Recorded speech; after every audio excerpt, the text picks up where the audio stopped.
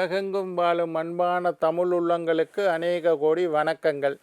நல்ல நேரம் நிகழ்ச்சியூடாக நல்லதே நினைப்போம், நல்லதே நடக்கும், நலமாயிருப்போம். இன்றைய தினம் 14ஆம் தேதி 7ஆம் மாதம் 2026 குஜவாசரம் என்று சொல்லக்கூடிய செவ்வாய்க்கிழமை, பராபவ வருடம் ஆனி மாதம் 30ஆம் நாள். இன்றைய தினம் அமாவாசை திதி, புனர்பூச நட்சத்திரம், சித்த யோகம், அமாவாசை விரதம் இருக்க வேண்டிய நாள். இன்றைய தினம் ராகு காலம் 3 மணி முதல் 4:30 மணி வரை. இன்றைய தினம் யமகண்டம் 9 மணி முதல் 10:30 மணி வரை. இன்றைய தினம் நல்ல நேரம் 10:30 மணி முதல் 12 மணி வரை. இன்றைய தினம் குளிகன் நேரம் 12 மணி முதல் 1:30 மணி வரை. இன்றைய தினம் மூலம் நட்சத்திரக்காரர்களுக்கு சந்திராஷ்டம தினம். மூலம் நட்சத்திரக்காரர்களுக்கு சந்திராஷ்டம தினம். சூலம் வடக்கு, பரிகாரம் பால்.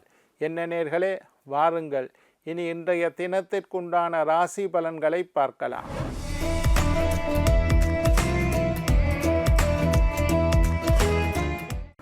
மேஷம் சிந்தனை, ரிஷபம் உதவி, மிதுனம் பக்தி, கடகம் கவலை, சிம்மம் நிறைவு, கன்னி விருத்தி, துலாம் பாராட்டு, விருச்சிகம் பரிசு, தனுசு சுகம், மகரம் நன்மை, கும்பம் அனுகூலம், மீனம் வெற்றி.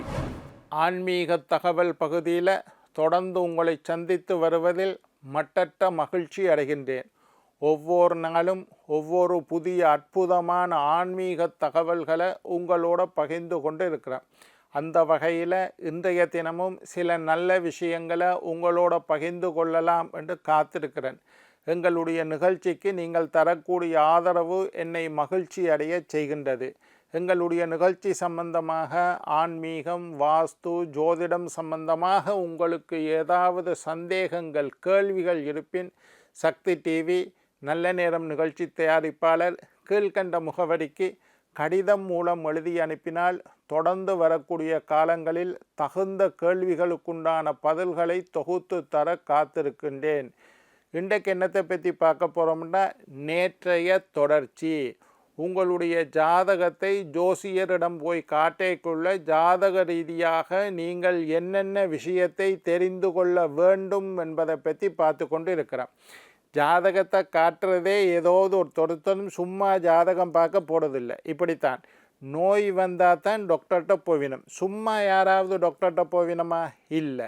ஏதாவது ஒரு நோய், வயிற்று வலி வந்துட்டு, தலைவலி வந்துட்டு, ஏதோ ஒரு ஆரோக்கிய குறைவுகள் வந்தோன்னே தான் டாக்டரை போய் சந்திப்பினோம். டாக்டர் போனோன்னே கேட்பார், நல்லா இருக்கீங்களாண்டு. நல்லா இருந்தால் நாங்கள் டாக்டர்கிட்ட வரோம். ஏதோ ஒரு விஷயம் எங்களுக்கு நல்லா இல்லாததுனால தான் டாக்டர்கிட்ட போகிறோம். அதே மாதிரி தான் ஜோசியர்கிட்டையும் எங்களுக்கு ஏதாவது ஒரு தொல்லைகள், யாரும் சும்மா எங்களோட ஜாதகத்தோடுக்கா போய் பார்த்துட்டு வருவோம் எப்படி இருக்குது என்று அப்படி போகிறது கிடையாது. ஏதாவது ஒரு பிரச்சனை, ஏதாவது ஒரு சிக்கல், ஏதாவது ஒரு கஷ்டம், ஏதாவது ஒரு துன்பம் வந்ததுக்கு பிறகு தான் நாங்கள் ஜோசியர்கிட்ட போவோம். சில வேளைகளில் சில பிரச்சனைகளுக்கு முடிவெடுக்க முடியாமல் இருக்கும். எங்களுடைய அறிவுக்கு எட்டாத விஷயங்களை தெரிந்து கொள்ள ஜோதிடரை நாடுகின்றோம். சில பிரச்சனைகள் வந்துட்டு, என்னடா ஒரே கஷ்டமாக இருக்குது, எல்லாம் தோல்வியாக இருக்குது, எல்லா விஷயமும் தடைபடுது, என்ன பிரச்சனை, ஜோசியர்கிட்ட போய் பார்ப்போம். ஏதோ 7.5 சனி வந்துட்டுதா, அட்டமுத்து சனி வந்துட்டுதா என்பதையெல்லாம் தெரிந்து கொள்ள இன்றைக்கு தான் வீடியோவில், டிவியில், ஃபோனில் நிறைய ஜோதிடம் சம்பந்தமான நிறைய விஷயங்கள் வந்துட்டு.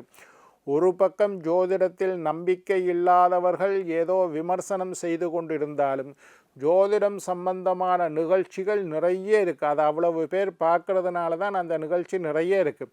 அதனால் இப்போ எல்லாருக்கும் தெரியும். ஆனாலும் சில பேர் என்னட்ட வந்து ஜாதகம் பார்ப்பினோம், ஐயா உங்களுக்கு 7.5 சனி நடக்குது, கிட்டத்தட்ட 5 வருஷமாக, எனக்கு தெரியாத ஐயா 5 வருஷமாக எனக்கு 7.5 சனி நடக்குதா என்று புதுசாக கேட்பார். அவருக்கு வந்த பிரச்சனைகளை எல்லாம் அவர் தெரிந்திருப்பார். ஆனால் தனக்கு 7.5 சனி நடக்குது என்பதை கூட இப்போ தான் பத்திரிகையில், பேப்பரில், ஃபேஸ்புக்கில், எல்லாத்திலையும், யூடியூப்பில் ராசி பலன் நிகழ்ச்சி நிறைய வந்துட்டுது. அதனால் எல்லாரும் தெரிந்து கொள்வார்கள். அப்படி இருந்தும் தெரியாத சிலர் இருப்பினம், என்ன தசை நடக்குது, என்ன புத்தி நடக்குது, கோச்ச கோச்சார பலன் என்ன எல்லாம் தெரிந்து கொள்ளும். நான் முதல்ல சொன்னேன், உங்களுடைய பலம் பலவீனத்தை தெரிந்து கொள்ள வேண்டும். எனக்குள்ள என்ன திறமை இருக்கின்றது என்பதை தெரிந்து கொள்ளணும். அதே நேரத்தில் எனக்கு ஜாதக ரீதியாக என்ன தோஷம் இருக்குது, என்ன யோகம் இருக்குது என்பதை தெரிந்து கொள்ளணும். எங்களுடைய ஜாதகப்படி எனக்கு எந்த கிரகம் பாதகாதிபதி என்பதை ஒருவர் கண்டிப்பாக உணர்ந்து வைத்திருக்க வேண்டும். ஜோதிடத்தில் ஆர்வம் உள்ளவர்கள் எல்லாம் உங்களோட ஜாதகத்தில் உங்களுக்கு எந்த கிரகம் பாதகாதிபதி, ஒவ்வொரு லக்னத்துக்கும் ஒவ்வொரு கிரகம் பாதகாதிபதி. இதுக்கு முன்னுக்கும் நான் 2-3 எபிசோடில் இதை பற்றியெல்லாம் சொல்லியிருக்கிறேன். துலா லக்னக்காரருக்கு சூரியன் பாதகாதிபதி, மேஷ லக்னக்காரர்களுக்கு சனி பாதகாதிபதி. இந்த மாதிரி நான் உங்களுக்கெல்லாம் சொல்லி தந்திருக்கேன்னு எழுதி வச்சிருப்பீங்க.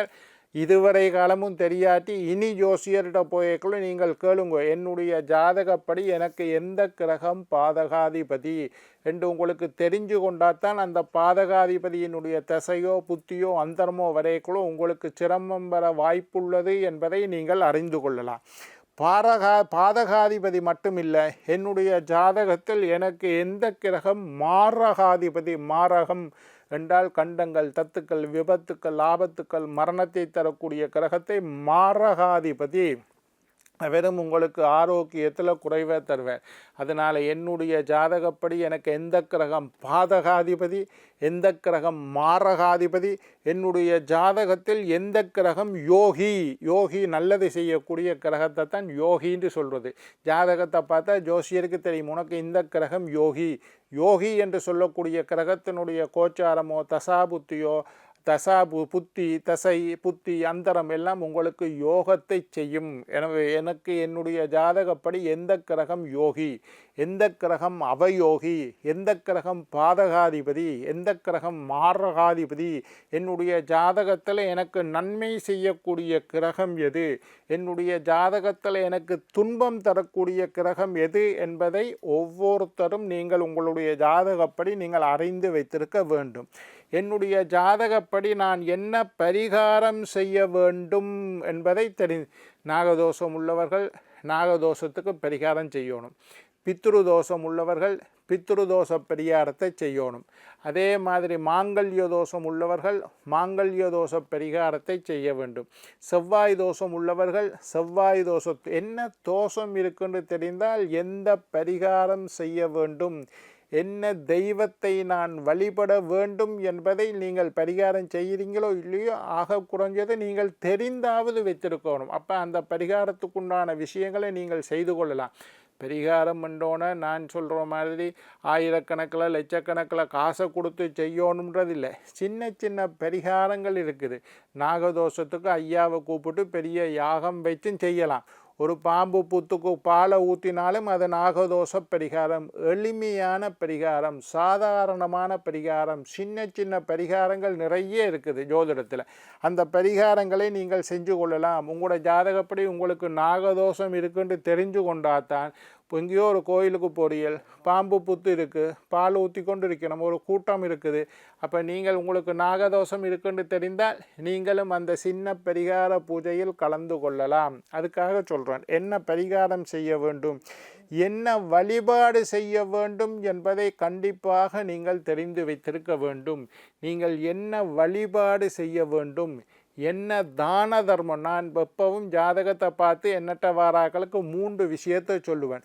1 பரிகாரம், 2 வழிபாடு, 3 தான தர்மம். இது 3ம் வேறு வேறு கேட்டகரியில் உள்ளது. 3ஐயும் உங்களுடைய ஜாதக ரீதியாக நீங்கள் தெரிந்து வைத்திருக்க வேண்டும். என்னுடைய ஜாதகத்தில் என்ன தோஷம் இருக்குன்னு தெரிஞ்சால் என்ன வழிபாடு செய்யணும், என்ன பரிகாரம் செய்யணும், என்ன தான தர்மம் செய்யணும். இந்த 3 விஷயத்தையும் நீங்கள் ஆழமாக உணர்ந்து வைத்திருக்க வேண்டும். அதே மாதிரி ஜாதகத்தில் 2 விதமாக பலன் சொல்லுவினோம். 1 கோச்சார பலன், 1 தசாபுத்தி பலன். 2 விதமான பலன் சொல்கிறதுக்கு வாய்ப்பு. இந்த 2 பலனையும் உங்களுடைய ஜாதக ரீதியாக நீங்கள் தெரிந்து வைத்திருக்க வேண்டும். ஜாதகத்தை பார்த்துட்டு கேட்கணும், ஐயா எனக்கு இப்போ கோச்சார பலன் என்ன நடக்குது, கோச்சாரம் எப்படி இருக்குது, என்ன திசை நடக்குது, என்ன புத்தி நடக்குது, அதுக்கு என்ன பரிகாரம், கோச்சாரத்துக்கு என்ன பரிகாரம், தான தர்மம், வழிபாடு செய்யணும். ஐயா எனக்கு என்ன திசை நடக்குது புத்தி நடக்குது, தசா புத்தி பலன் 2 பலனை நான் சொன்னேன். ஒன்று கோச்சார பலன்.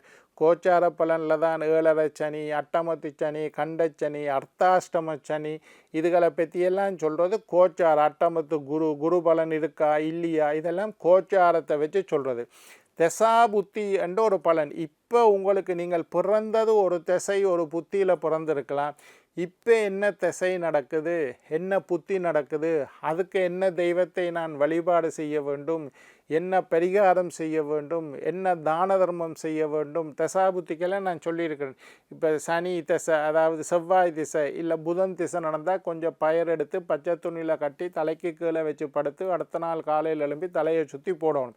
இதுக்கு உங்களுக்கு தெரியணும், எனக்கு இப்போ புதன் திசை நடக்குதுன்னு தெரிந்தால்தான் அந்த பரிகாரத்தை செய்யலாம், அந்த வழிபாடை செய்யலாம். தசாபுத்தி பலன் என்ன, அதிர்ஷ்டம் செய்யும் கிரகம் என்ன என்பதை நீங்கள் ஜாதகத்தில் தெரிந்து கொள்ள வேண்டும்.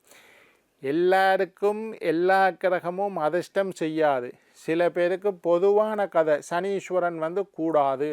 ஆனால் சில பேருடைய ஜாதகத்தில் அவர்களுக்கு அதிர்ஷ்டம் செய்யும் கிரகம் சனீஸ்வரனாக இருப்பார். சனீஸ்வரனை போல கெடுக்கிறவனும் இல்லை, சனீஸ்வரனை போல கொடுக்கிறவனும் இல்லை. சனீஸ்வரன் கொடுக்க நினைத்தால் உங்களுக்கு அள்ளி தருவார்.